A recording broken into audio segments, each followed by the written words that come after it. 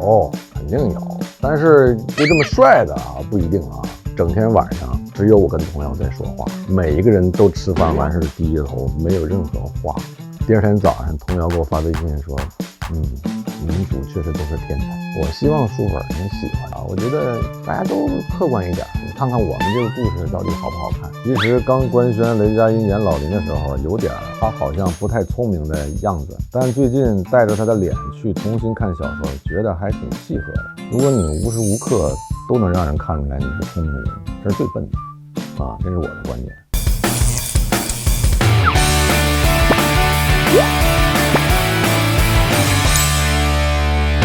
爱奇艺的观众们，大家好，我是雷佳音。由我张子枫、张新成主演的电视剧《天才基本法》正在爱奇艺电视剧频道更新中，你要抓紧来看剧啊！3、2、1，茄子！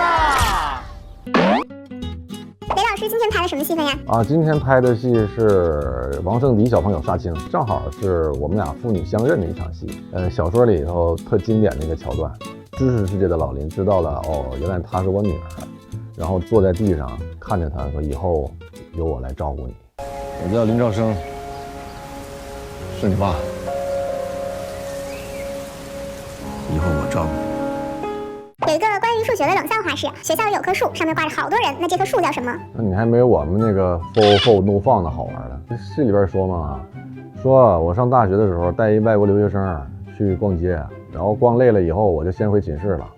我说你呀，你逛累了以后呢，你去坐404路公交车回学校，然后到晚上呢，这外国留学生也没回来，然后我就接到一电话，他给我打电话说老林 404 no fun 的。咱们组有很多老朋友来客串嘛，他们来到处女座剧组感受如何？有一天我新城、王骁导演、胡连新一帮人吃饭。然后正好童瑶来青岛那个客串，我们就把童瑶给叫过来了吃饭，因为不想让他客串啊，童瑶就来了。来了以后，整天晚上只有我跟童瑶在说话，每一个人都吃饭完事低着头，没有任何话。第二天早上，童瑶给我发微信说，民主确实都是天才，这处女座真是这样。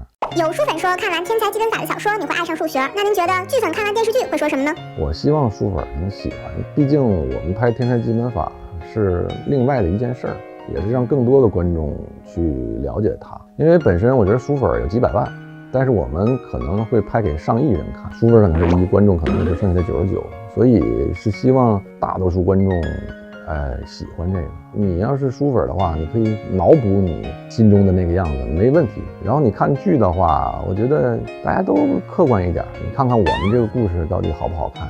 如果雷佳音成员到这部剧中可以使用一个超能力打败老林，那会是什么呢？要是超能力的话，我就让他10亿就完了。你觉得现实生活中有培植这样的天才吗？有，肯定有，但是又这么帅的不一定啊。你觉得他是天赋型选手还是努力型选手？天赋型。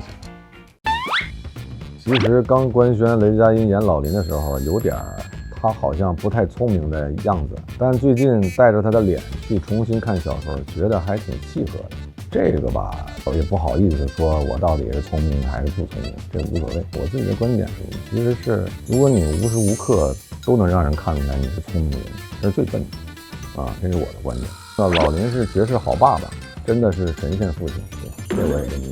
老林是林朝夕培之头号 CP 粉，不论在草莓还是芝士，老林都在催女儿谈恋爱。对的。小兔崽子，拉我女儿手啊！得提防点以后。对的，这都写的都是对的呀。老林我好爱啊，雷佳音的演技也很让人放心，努力呗。剧组中经常组局吃饭的人是谁？你要说有，也就是我。组里面把我很注重养生写在脸上的人是谁？我跟王骁呗。组里你和谁拥有的合照最多？没有一张没有。我跟你讲啊，是这样的，我在这个里边只有一张合照，我手机里边是我跟子枫还有浩军的。为什么是这个呢？是因为那天晚上我们拍戏，你们先采访的子枫拍戏的时候，子枫说：“哎，我昨天采访去了，他们问我一个问题，我手机里跟谁合照最多？”我一想，是佑军。然后他说完这话以后，佑军掏出手机说：“来，我们仨拍张照片吧。”我们仨就拍了张照片自拍，就那一张照片是我手机里有的。入组后第一个加微信的是谁啊？新城跟子枫同一天加的。如果选剧中的一个人物做朋友，你会选谁？小林啊，选剧中的一个人物来跟他互换人生，会选谁？裴之，选剧中的一个人物来玩密室逃脱的话，会选谁？裴之，选剧中的一个人物玩剧本杀的话，你会选谁？裴之。最后，请对着屏幕前的朋友们安利一下《天才基本法》吧。沈岩导演特别自信的，今年他最想拍的一个戏，可以看看我跟子枫演父女到底什么样，看看新城依然精彩的演出吧。